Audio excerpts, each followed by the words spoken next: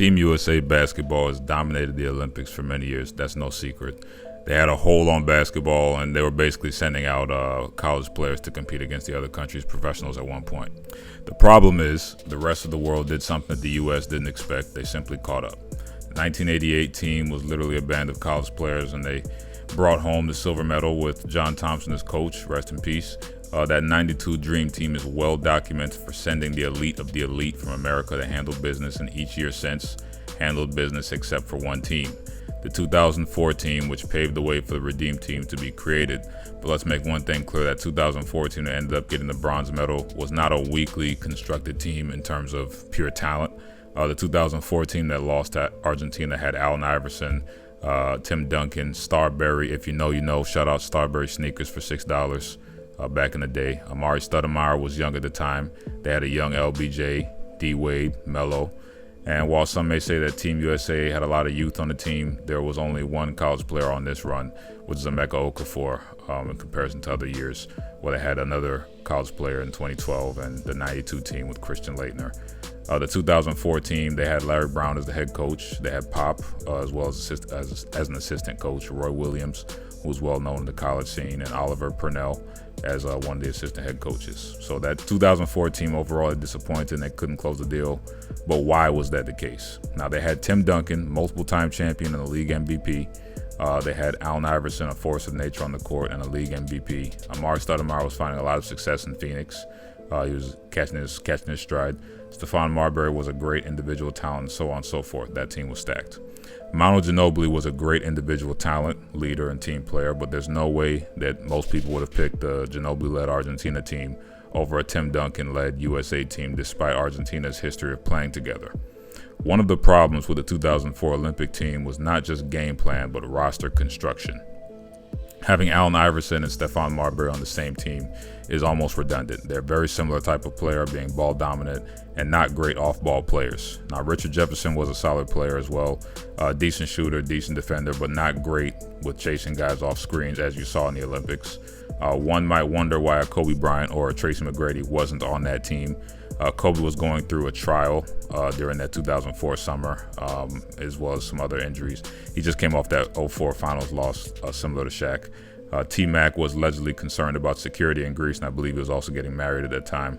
Articles detailed that he potentially was concerned, along with Mike Bibby, another person who was potentially concerned about security in Greece. That's where the Olympics were that year. The 2004 team did not have much outside shooting skill, with guys like Ray Allen having a pregnant fiance during that summer, and Vince Carter, I believe, was getting married. KG was also getting married, and these guys had all previously had Olympic medals during that 2000 run, which kind of led them to not being particularly interested at the time. Now, Argentina, if you watch that game with them and the USA, they shot the ball at a 50% clip during that game to the USA's 27%. Argentina made the same amount of field goals despite shooting 18 less shots. They made 32 shots on 59 attempts versus the USA's 32 makes on 77 attempts. So it's very clear the US had a poor shooting night and execution of the offensive game plan, along with so-so defense. Now, Shaq, people probably wondering where he was during this time. He had just had a long playoff run, losing to the Pistons in 2004. And he was cited basically stating that he already had a perfect run at 55-0 while he was on the Olympic team. And he didn't want to ruin that, especially after the grueling season, despite shouting out Larry Brown as a coach. Now we have to get to the topic of Larry Brown. As a coach, he was probably not the most attractive hire to bring in players to play during the summer.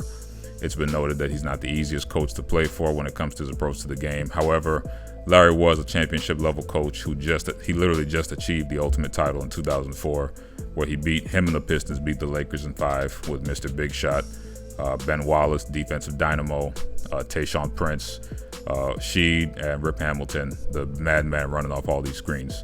2004 was clear the issue was not necessarily just pure strategy on the court, but it was mainly a roster issue. There was no clear-cut leader of the team. Tim Duncan was clearly the best player on the team. However, it appears that the tone was not set by the head coach to play free-flowing basketball and recruit good shooters and defenders, along with Tim Duncan being more of a quiet guy with dribble-heavy guards and wings that can't stretch the floor at an elite level. Now, Wade, LBJ, Richard Jefferson, Sean Marion, The Matrix, shout out to The Matrix, And those guys, they couldn't shoot the perimeter jumper at a high clip. Richard Jefferson was probably the best shooter out of those guys I named. And it's clear the USA thought they could send, some rookies that were talented and a mix of names to get the job done. But it was just a poorly constructed roster in terms of the mix. Those guys, the makeup didn't really gel well. Now, Ginobili, Nocioni, Luis Scola, Argentina, they ran a flowing offense, taking advantage of mismatches in the post, swinging the ball to where the off-dribble shots. Basically, they didn't have any off-the-dribble shots. Very rare during that game. 2004, that was the only time the U.S. ever lost more than one game in an Olympic run, and it was clear that changes needed to be made. Now, in 2005, it was announced that Coach K was going to take over the helm for the Team USA basketball program, and this was basically a complete 180 from Larry Brown in terms of style. Now, Larry Brown's style is in your face. He's G-checking folks. He's letting them know who's tribal chief. If you know tribal chief, shout out. Coach K's style is kind of more sage-like, and he's not really a yeller. Coach K is known for getting to his players mentally, and he's kind of always instilling to them to not be afraid to fail. Most kids and people have a grade mentality from school where if they don't get an A, it basically doesn't count or it doesn't feel good. Everyone knows that if you take a chemistry class, with a hard professor and you get a C, but you know the material inside and out, it's more valuable than getting an A from an easy professor, because one's going to make deadly mistakes when they're creating your medicines or your medications for clinical trials, etc. But the other one's going to get the job done. Now, failure won't kill you, and that's typically where you learn from the most. Most kids don't touch the iron after they felt the burn. Very few are smart enough not to touch it from the jump, but you kind of have some experience, and you can't be afraid of failure.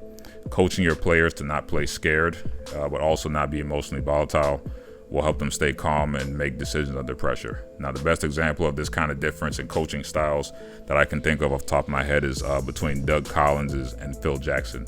Now, when Doug Collins was the coach of the Bulls, great coach, but he was a little too emotionally involved in the game, which is why the Bulls were really good, but they were not great at that time period. And they started winning championships once Phil took over, with his coaching style working a little more conducively with his players, kind of being basically what he's known for, the Zen master. Now, Coach K was a huge reason why Team USA got back on track with the construction of the Redeem Team. But there are a few other key components to the development of their success. The Redeem Team, they only brought back 4 players from that 04 team: LeBron, D-Wade, Melo, and Carlos Boozer. It was clear they wanted a completely different look. Insert Deron Williams, great point guard of that era, who shot 39% from 3 that year. CP3, who had an MVP caliber year and was able to play good both ways and could hit consistently in catch and shoot situations. Jay Kidd was a part of the 2000 Olympic team, and he led the Nets to 2 finals appearances back-to-back by that time period, and he was shooting 38% from the 3 that year with great control of the tempo of the game. Michael Redd, I don't know if people remember him, great lefty scorer, very good scorer, and didn't require many touches to be effective, and he was shooting the 3 at a 36% clip, and he was averaging 22 a game on that Bucks team. Tayshaun Prince was a very lengthy defender who was an All-NBA defensive player that year, and he could hit the 3 at a 36% clip. So you're noticing a theme here. Basically, all these players, that they're great fits in terms of they can stretch the floor. Now, D12, not a shooter, but you don't need him to be a shooter. He was 1 year from accomplishing one of the greatest defensive stretches of all time, with him winning 3 Defensive Players of the Year after 2008 in a row. Now, D12, he led the league in boards in 2008 and was on the rise, being 1 year from leading the Magic to the finals for the first time since Shaq and Penny. Chris Bosh was a rising star in the league, great stretch 4 capabilities with extremely valuable on-ball defending and help-side defending. Chris Bosh, he shot 40% from 3 that year, if I remember correctly, and he was a consistent shooter from the post, off, picking pops, catch and shoot situations that he could finish around the rim at an effective rate. Now we're going to talk about the addition of Kobe Bryant, but first let's discuss the returning players in Boozer, Wade, LeBron, and Melo.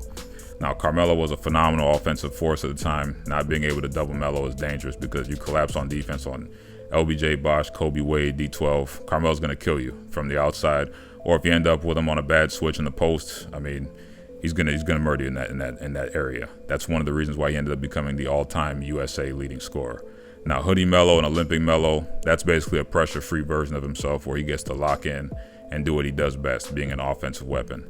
Now, Carlos Boozer was a really good post scorer, and he could face up as well and execute in the game. And I remember how good he was in Utah in his short stint with the Bulls. 2K11, very easy to learn his shot. Great overall offensive player.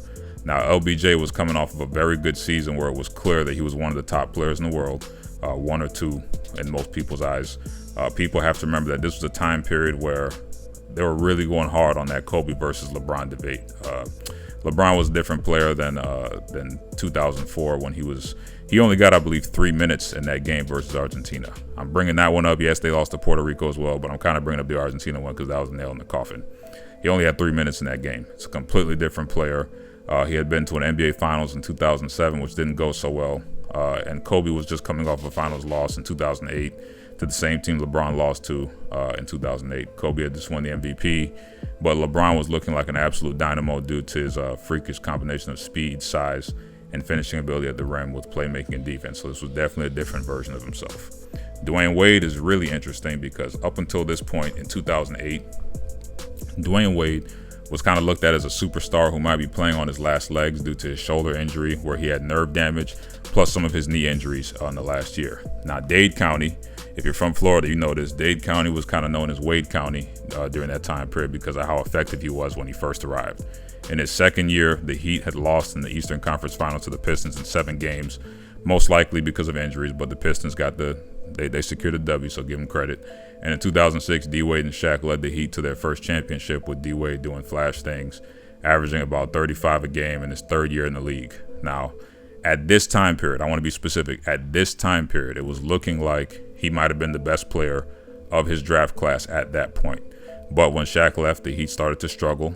D-Wade was suffering from injuries, and people thought they had lost it. I remember when he showed up to the Olympics bald, I knew this man was going to come and kill because there was a whole different energy from this guy when you're watching him.